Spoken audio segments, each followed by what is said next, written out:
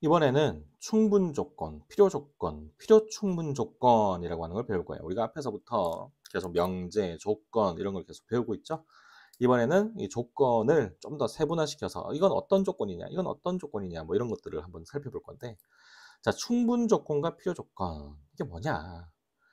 1번 명제 P명 Q가 참일 때 우리는 기호로 이렇게 나타내요. 짝대기 2개 화살표. P명 Q가 참일 때 이때 P는 Q가 되기 위한 충분한 조건이다라고 해서 이제 줄여서 충분 조건이라고 얘기를 하고요. Q는 P기 위한 필요 조건이라고 얘기를 해요.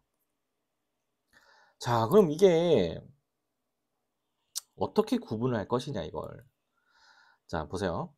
P면 Q가 참이니까 P 집합이 Q 집합 안에 포함되겠죠. 이때 작은 곳에서 큰 곳으로 가면 P는 Q이기 위한, P가 Q보다 더 작죠.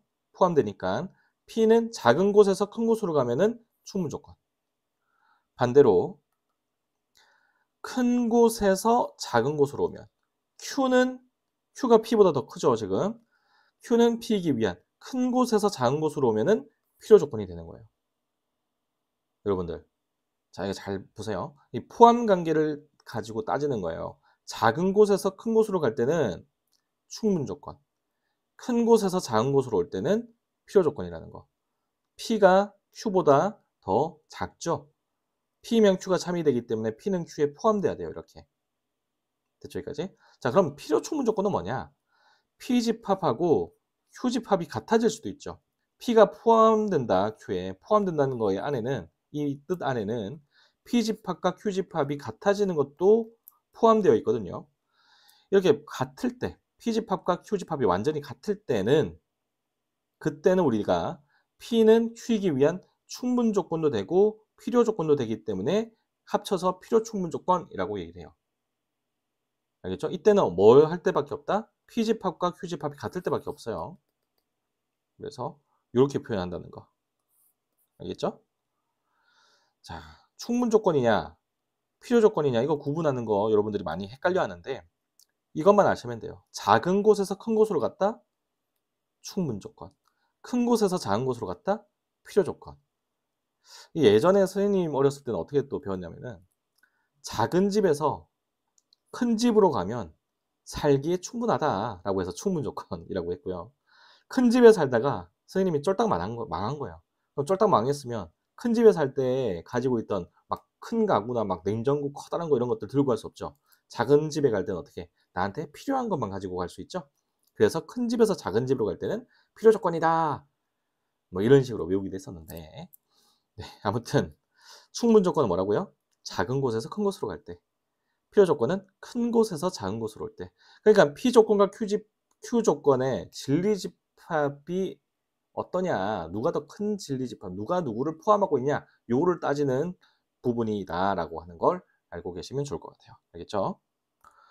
자, X는 1, P 조건은 X는 1이고요. Q 조건은 X는 2보다 작다예요. P면 Q이다. 명제. P면 Q이다. 자, P이면 Q이다. 어때요?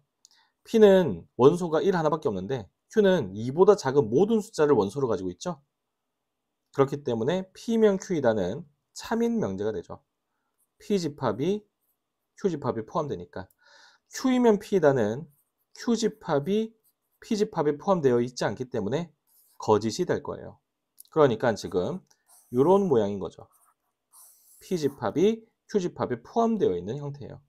그래서 P는 Q이기 위한 작은 곳에서 큰 곳으로 갔죠? 살기에 충분하다. 충분 조건. Q는 P이기 위한 큰 곳에서 작은 곳으로 갔죠? 이거는 필요 조건. 이렇게 한다는 거. 어렵지 않죠? 자, 주어진 두 조건 P, Q가 있는데 P가 Q이기 위한 충분 조건일 때라고 되어 있어요. P가 Q이기 위한 충분 조건. P가 Q이기 위한 충분 조건이면 P가 커요, Q가 커요?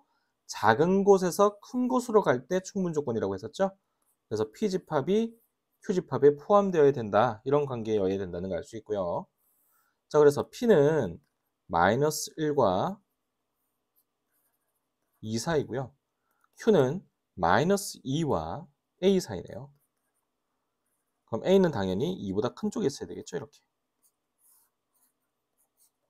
그래서 A는 커야 돼요. 2보다. 그런데 같아도 괜찮죠. 둘 다 등호가 있기 때문에 이렇게 A는 2보다 커 나갔습니다. 정수 A의 최소값 구하라고 했으니까 2가 되겠죠.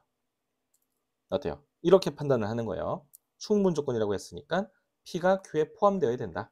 자, 이번에는 P가 Q이기 위한 필요 조건이래요.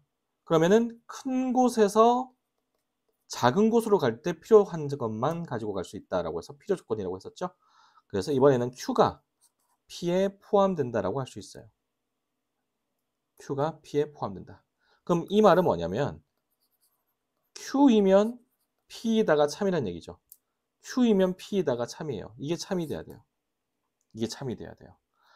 자, 그런데 이 Q이면 P에다가 참이면 이 명제의 무슨 명제도 항상 참이었죠. 앞에서 배웠던 대우 명제도 항상 참이었죠. 그래서 Q이면 P에다가 참이어야 되기 때문에 not P이면 not Q이다도 참이에요. 얘도 참이 돼야 돼요. 자, 왜 이런 과정을 거쳤느냐? 이런 것 때문에 그래요. 0이 아니다. 0이 아니다. 0이다 였으면 좀 보기가 좋을 건데 0이 아니다 이렇게 되어 있으니까 좀 보기가 안 좋다 이거죠. 그래서 이 대우 명제를 활용을 해서 얘들의 부정인 형태의 조건을 가지고 문제를 풀어나가려고 일부러 이런 과정을 거쳐본 거예요. 자, 앞에서 배웠던 것들이요. 배웠던 것들을 활용해서 지금 하고 있는 거죠. 자, 그러면서 not P면 not Q이다. 자, 그러니까 Q이면 P가 참이면 되는데 이게 참이려면 결국에는 not P면 not Q이다도 참이면 된다 였던 거거든요. 그래서 not P를 구해볼게요.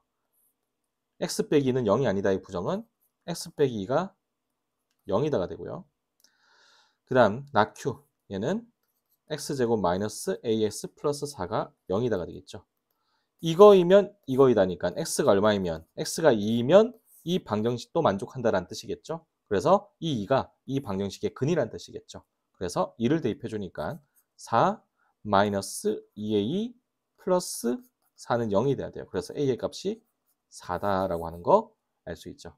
자, 33번 아주 중요한 문제였으니까 꼭 한번 다시 풀어보세요. 선생님 푼 것만 보고 넘어가지 말고요. 알겠죠?